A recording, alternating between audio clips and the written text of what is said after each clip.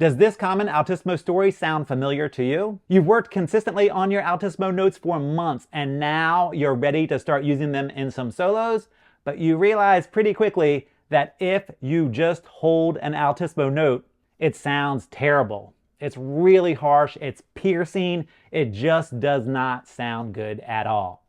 Something like this. Altissimo notes are so high that if you just play that note and you don't add anything to it, it sounds really harsh. So in this tutorial, I'm going to show you 5 pro Altissimo techniques that you can add to your Altissimo notes that will make them sound a whole lot better. The first thing that you can add to, or how I like to say it, put on an Altissimo note, is pretty simple. It's just adding some vibrato. It sounds like this. When you add vibrato to an Altissimo note, it knocks that edge off so it doesn't sound so harsh and gives it a lot more shape so that it sounds a lot better. Now, when you are adding vibrato to an Altissimo note, generally your vibrato is going to be a little bit deeper. When you're playing Altissimo, you're generally screaming that note out. So if you do a vibrato that isn't as deep, it just doesn't sound as good. Like you can't blow quite as hard, it just loses its power. When you're playing Altissimo, you're generally adding power to your solo. So you're going to want to use that deeper vibrato. Another way to make your Altissimo notes sound better is to dirty it up a little bit by playing it as a split tone. Now, split tones obviously don't sound pretty, but it is the perfect way to add some grit and soul to an Altissimo note. A great starting point for split tones in the Altissimo is on a high F sharp. And you want to finger it with your C and your front F key, and then add the side B flat. For me, on my saxophone, that note automatically just wants to play a split tone. I don't have to do much to it. But when you play a split tone, all you have to do is growl on your Altissimo notes. When you growl on an Altissimo note, those notes are up so high and they're so close to each other that instead of getting a growl sound, you're gonna get a split tone. So here is a split tone on my high F sharp. Now, I don't know if I consider a high F sharp Altissimo. Some people do, but for me, I've always had modern horns that have an F sharp key, so I've never thought about that note as an Altissimo note. I think about the Altissimo starting on a G, but a lot of people think of Altissimo starting on F sharp. Where do you think Altissimo starts? F sharp or G? Leave it in the comments below and we'll see if we can get a general consensus. And here is the split tone on an Altissimo A. If you're getting some value out of my YouTube videos, I would really appreciate it if you'd subscribe to my channel, give me a thumbs up, and click that bell for notifications. Next up is one of my favorite things to add to an Altissimo note, and that is a long scoop.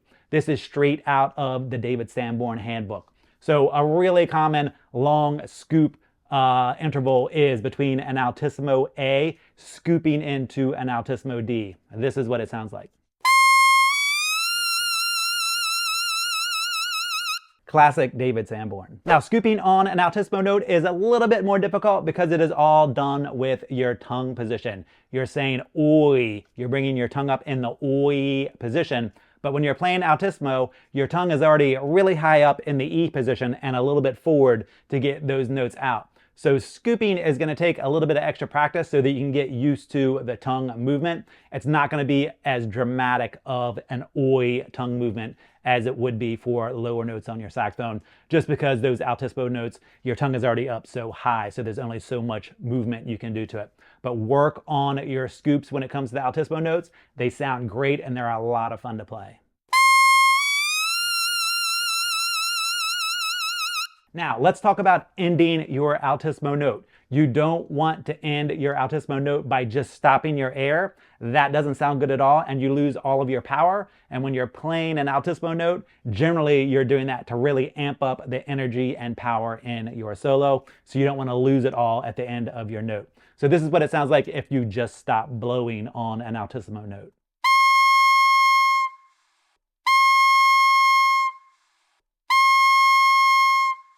That doesn't sound good at all. So a really great way to end an Altissimo note is by doing a tongue stop. All that means is you're going to stop the air, by moving your tongue up and cutting off the air going into the reed. That's going to give you a really crisp and clean ending, which will give you a lot of energy and power.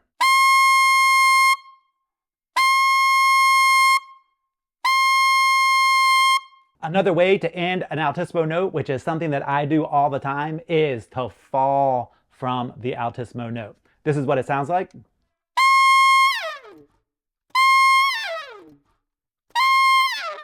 When you fall from an altissimo note, it is definitely a lot more difficult than falling from a regular note on your saxophone.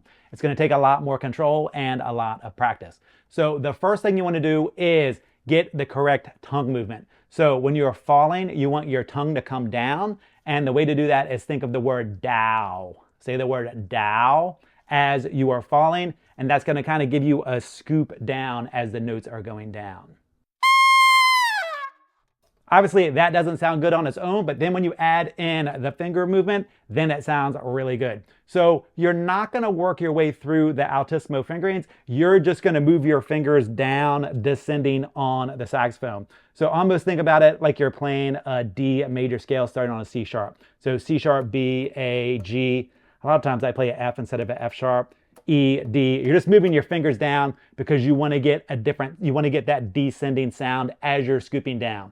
It doesn't really matter what notes you finger as long as they are descending. As long as they are descending, it's going to sound really good. You definitely don't have to do chromatic fingerings, but you definitely don't want to jump a bunch of the fingerings either. You want your fingers going down descending, but most of the work is coming from dropping your tongue in that ow, dow position.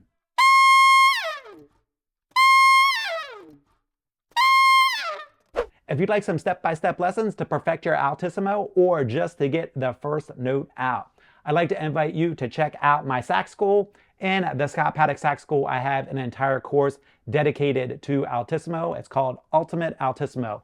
And in that course, we start off getting your very first altissimo note on alto or tenor. And then I show you each of the fingerings, give you a whole bunch of options, and show you how to make those high notes a functional part of your saxophone playing. In the sax school, I also have courses that will cover just about anything you want to learn from a beginner saxophone all the way up to early advanced. So if that sounds like something you are interested in, I'll put the link in the video description below. And those are 5 pro techniques that you can add to your altissimo notes. When it comes to those really high notes, you need to put something on them or they will sound harsh and piercing, and that's not what you want your altissimo to sound like. Thanks for taking the time to check out this video. If you'd like to dive deeper into my saxophone world, come check me out at the Scott Paddock Sax School.